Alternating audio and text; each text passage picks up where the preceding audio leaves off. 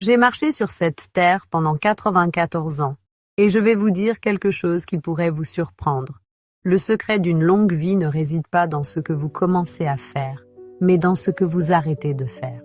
Je m'appelle Opel June et j'ai enterré ma mère, mon père, 3 sœurs et un mari.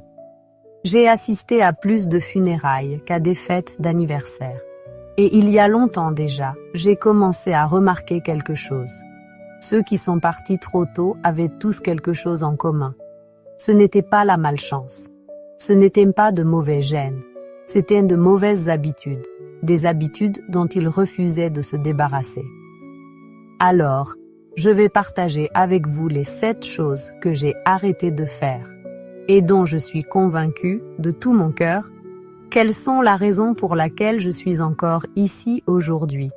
Et je veux que vous écoutiez attentivement, parce que l'une de ces choses est peut-être en train de vous tuer en ce moment même, sans que vous le sachiez. Numéro 1. J'ai arrêté de manger après le coucher du soleil. Oui, cela peut sembler démodé, et ça l'est. Ma grand-mère disait toujours cela quand j'étais petite. Mais je ne l'écoutais pas. Je pensais en savoir plus qu'elle. Pendant des années, je prenais mon dîner, puis je grignotais encore quelque chose en regardant la télévision. Quelques biscuits salés, peut-être un peu de glace. Cela paraissait inoffensif. Mais j'ai commencé à me réveiller fatiguée. Mes articulations me faisaient mal. Je me sentais lourde, même dans mon esprit. Puis, il y a environ 40 ans, j'ai enfin compris ce qu'elle voulait dire. Alors, j'ai arrêté. Ma dernière bouchée de nourriture touche mes lèvres avant 18 heures, peut-être 19 heures en été, quand les journées sont longues. Après cela, rien d'autre que de l'eau ou du thé. Votre corps fait son travail de guérison pendant la nuit, il nettoie, il répare. Mais il ne peut pas nettoyer la maison s'il est encore en train de préparer le dîner. Vous comprenez? En 1 mois seulement, je me réveillais différente. Plus légère, plus claire. Et je ne suis jamais revenue en arrière. Numéro 2. Celle-ci va peut-être vous piquer. J'ai arrêté de me disputer avec les idiots. Avant, j'étais une battante. Si quelqu'un disait quelque chose de faux, d'ignorant, je devais le corriger. Je devais lui faire comprendre. Je devais gagner. Et vous savez ce que cela m'a apporté? De l'hypertension, des nuits sans sommeil, et pas un seul esprit changé. Pas un seul. Les gens croient ce qu'ils veulent croire. Et courir partout pour essayer de réparer la façon de penser des autres, c'est comme essayer de vider l'océan avec une petite cuillère.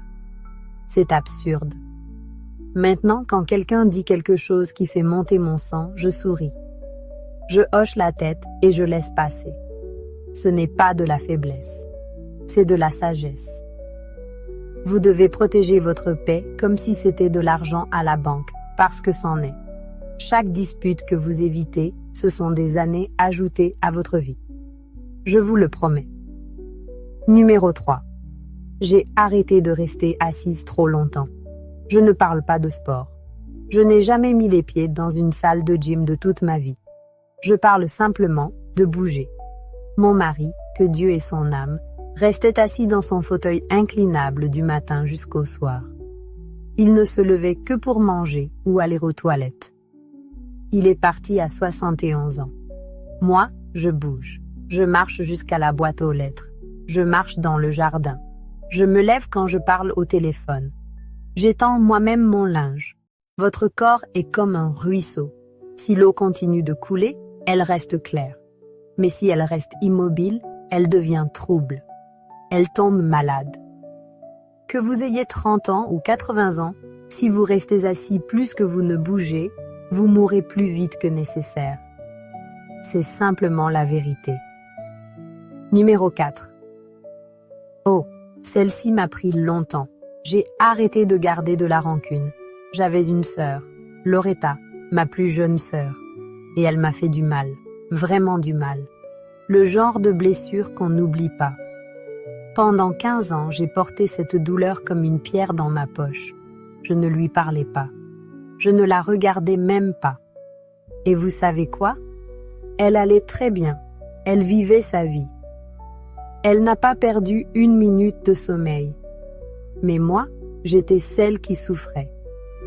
La rancune ne lui faisait pas de mal. Elle me rongeait, moi. Alors, un jour, je l'ai appelée et je lui ai dit « Je te pardonne ». Elle a pleuré. J'ai pleuré. Nous n'en avons jamais reparlé. Et je me suis sentie 20 kilos plus légère. Voilà ce que fait le manque de pardon. Il reste dans votre corps comme un poison. Les médecins l'appellent le cortisol, l'hormone du stress. Moi, j'appelle cela une mort lente. Cela dérègle votre cœur, votre estomac, votre esprit. Quiconque vous a blessé, laissez-le partir. Pas pour eux, pour vous. Votre corps ne peut pas guérir ce que votre cœur refuse de libérer. Numéro 5. J'ai arrêté de regarder les informations avant de dormir. Ah, les informations. Ils veulent que vous ayez peur.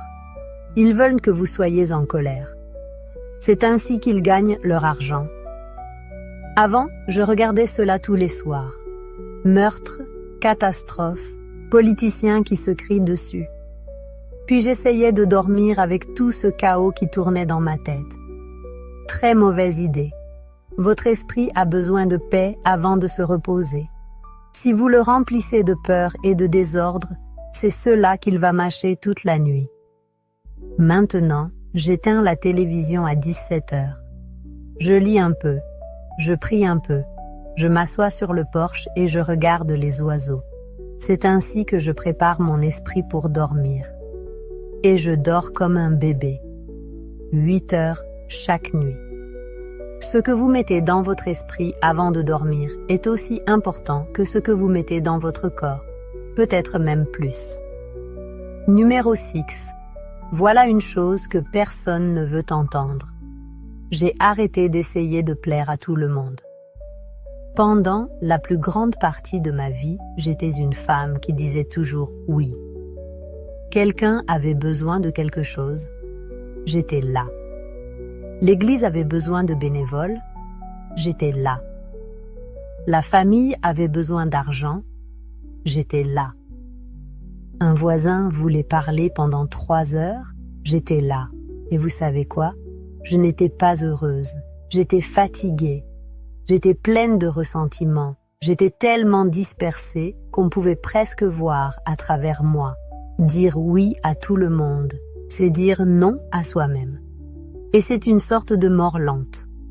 Maintenant, je dis non. Gentiment, respectueusement. Mais non, je protège mon temps, je protège mon énergie. Parce que j'ai appris quelque chose. Les personnes qui vous aiment vraiment comprennent. Et celles qui ne comprennent pas, vous utilisez simplement. Numéro 7. C'est le dernier, et peut-être le plus important. J'ai arrêté d'attendre pour vivre. Quand j'étais jeune, je pensais toujours que le bonheur était juste au coin de la rue. Quand j'aurais fini l'école, je serais heureuse. Quand je me marierai, je serai heureuse. Quand les enfants seront grands, je serai heureuse. Quand je serai à la retraite, je serai heureuse. Et vous savez ce qui s'est passé? La vie est passée. Et j'en ai manqué une grande partie. En attendant. Mon mari et moi avons parlé pendant 30 ans d'aller en Californie. Il est mort 3 mois avant notre départ. Ma meilleure amie Dot et moi avions prévu de nous asseoir ensemble sur la plage quand nous serions à la retraite. Elle n'y est jamais arrivée. N'attendez pas. Quoi que vous vouliez faire, faites-le maintenant. Dites aux gens que vous les aimez maintenant. Faites le voyage maintenant. Mangez la bonne nourriture maintenant. Portez la belle robe maintenant. Demain n'est promis à personne. Pas à moi à 94 ans. Pas à vous, quel que soit votre âge. Arrêtez d'attendre le bon moment. Le bon moment est le moment que vous avez. Alors voilà, les 7 choses que j'ai arrêté de faire et dont je crois de tout mon cœur qu'elles expliquent pourquoi je respire encore aujourd'hui. Arrêtez de manger tard. Arrêtez de vous disputer avec les idiots. Arrêtez de rester assis trop longtemps. Arrêtez de garder de la rancune. Arrêtez de regarder ce poison avant de dormir. Arrêtez de dire oui à tout le monde. Et arrêtez d'attendre pour vivre. Ce n'est pas compliqué. Mais simple ne veut pas dire facile. Vous devez choisir. Chaque jour, vous devez choisir. J'ai vu trop de personnes que j'aimais quitter ce monde trop tôt. Pas parce que la vie était injuste, mais parce qu'elles refusaient d'abandonner les choses qui les tuaient. Ne soyez pas l'une d'elles. Vous avez plus de pouvoir que vous ne le pensez. Vous avez plus de temps que vous ne le pensez. Mais seulement si vous arrêtez de faire les choses qui vous le volent. Maintenant, si vous me le permettez, j'ai un porche sur lequel m'asseoir. Et ce soleil du soir est vraiment magnifique.